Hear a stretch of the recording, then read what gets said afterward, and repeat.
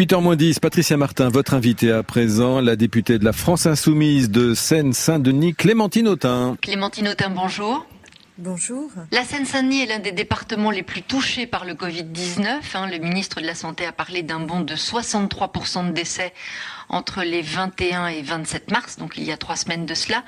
La pandémie agrandit les fractures sociales et ça vous scandalise. Oui, je suis à la fois très inquiète et en colère parce que la Seine-Saint-Denis subit de plein fouet à la fois l'impréparation du gouvernement, mais aussi des décennies de rupture d'égalité, parce qu'il faut savoir que notre département reçoit moins d'aide de l'État, de la part de l'État, que les autres départements, indépendamment de la fragilité de sa population, des conditions sociales de vie de la population de la Seine-Saint-Denis. Et l'ensemble des élus du département, les parlementaires, les maires, ont interpellé l'État sur cette situation, parce qu'un rapport parlementaire dit Cornu-Gentil avait été remis il y a maintenant 2 ans, signant l'alerte en fait, signalant cet état de fait. Et aujourd'hui, devant la pandémie, on réalise que les inégalités, la pauvreté tuent. Et elle tue davantage en Seine-Saint-Denis que dans les autres départements d'Île-de-France, et même, semble-t-il, si on regarde la courbe, davantage encore que dans le Haut-Rhin. Donc nous sommes devant une situation Clémentine Autain, dramatique. Vous ne disposez pas des équipements nécessaires, sanitaires nécessaires. Il y a 3 fois moins de lits de réanimation, par exemple, en Seine-Saint-Denis que dans les Hauts-de-Seine. Il y a aussi un problème de surpopulation, de gens qui vivent entassés, parfois dans des conditions insalubres, sans même parler des foyers, par exemple, de travailleurs migrants. Oui, alors d'abord sur le plan sanitaire, il faut savoir que 37 villes sur 40 sont déclarées déserts médicaux, qu'en effet nous sommes sous-dotés dans les hôpitaux, malgré un travail et un engagement formidable des personnels soignants. Il n'y a pas suffisamment de personnes, de lits, de matériel pour affronter aujourd'hui la maladie. Et quand d'ailleurs le président de la République est venu en Seine-Saint-Denis, en dehors de la polémique sur les images où il y avait un attroupement et il ne portait pas de masque, ce que je retiens, c'est qu'il n'a fait strictement aucune annonce pour dire comment il allait prendre en considération les populations les plus vulnérables et les territoires les plus touchés, comme la Seine-Saint-Denis. Donc nous avons un problème sanitaire aujourd'hui, une urgence sanitaire qui se double du fait que en Seine-Saint-Denis, les personnes qui ont des maladies comme l'obésité, le diabète, des maladies cardiovasculaires, le diabète sont bien plus nombreuses que dans d'autres départements, parce qu'en réalité, on voit que quand on est dans des situations sociales difficiles, on peut cumuler des maladies et des difficultés particulières, comme aussi recourir aux soins. Et l'un des problèmes que nous rencontrons aujourd'hui face au coronavirus, c'est qu'une partie de la population ne va pas voir le médecin à temps et se retrouve dans une situation de détresse à un moment donné par rapport à la maladie, sans avoir pris le temps avant de se soigner. Ces renoncements sont souvent des renoncements liés à des habitudes, et ces habitudes sont liées aux moyens financiers et à ces déserts médicaux dont je vous parlais. Donc nous cumulons ces difficultés face à la maladie, et devant le confinement, nous avons aussi un autre problème, c'est que les populations de Seine-Saint-Denis vivent souvent dans des appartements qui sont plus petits, parfois insalubres, dans des conditions de surpopulation. Et en effet, il y a aussi le problème spécifique des foyers. Vous avez entendu sans doute parler de ce foyer de migrants, qui est un foyer qui n'est pas officiel, enfin je veux dire qui est organisé avec 270 sans-papiers qui sont dans un hangar de 700 mètres carrés avec 5 toilettes, une douche. Et là, en effet, au premier passage du médecin, il y avait la possibilité de dépister ces personnes. Et au deuxième passage, ils n'ont pas voulu être dépistés.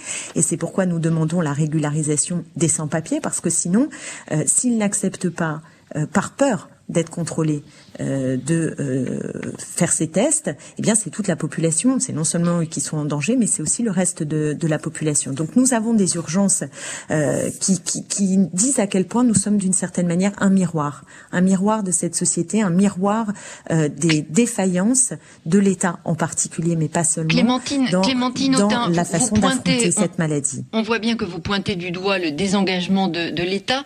Qu'attendez-vous du discours du président de la République qui va prononcer demain soir? Est-ce que vous pensez qu'il va parler de façon très claire et de façon très concrète?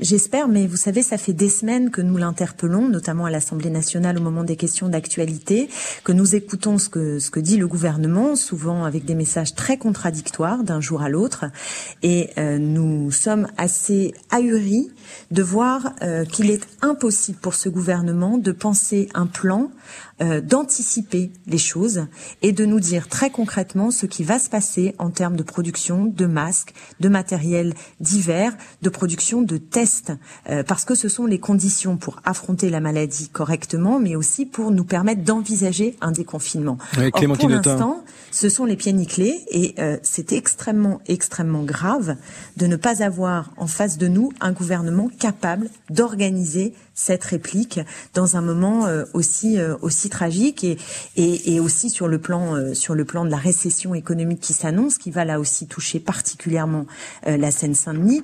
Je ne vois strictement rien venir que les vieilles recettes. On a entendu le ministre Bruno Le Maire nous expliquer que il allait falloir relancer la machine d'une certaine manière avec cet objectif de croissance, travailler plus, mettre en pièces le code du travail. Et donc ce sont ces recettes néolibérales qui nous mettent dans le mur pour affronter aujourd'hui le virus, mais quand le MEDEF, par exemple, quand le MEDEF envisage dans les semaines et les mois qui viennent. Clémentine Autain, quand le MEDEF envisage d'augmenter le temps de travail pour aller soutenir la relance et rattraper les conséquences du confinement, le temps de travail, les jours de congé qui pourraient être rabotés, ça risque d'être la prochaine grande bataille sociale et politique du jour d'après? C'est-à-dire que si le gouvernement pense que l'issue c'est un nouveau choc néolibéral, oui, il aura en face de lui pas simplement des forces politiques, mais des forces citoyennes. Vous savez ce qui se passe, et moi je le vois en Seine-Saint-Denis, ce qui fait tenir, c'est l'engagement des soignants, ce sont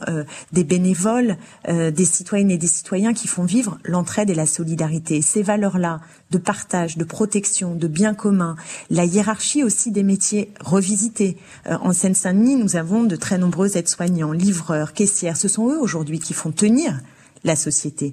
Or, ils sont considérés du point de vue, oui, mais ils sont parfois obligés d'aller travailler sans qu'il y ait des protections nécessaires, et on se rend compte de l'utilité d'un certain nombre de métiers qui sont dévalorisés sur le plan social depuis bien longtemps. Donc, ce que je veux dire, c'est que cette crise doit être l'occasion de revisiter intégralement notre modèle de développement. Or, le gouvernement semble se préparer, avec l'aide de l'Union européenne, qui vient d'annoncer son plan, qui est un plan corrélé à des cures d'austérité encore à venir.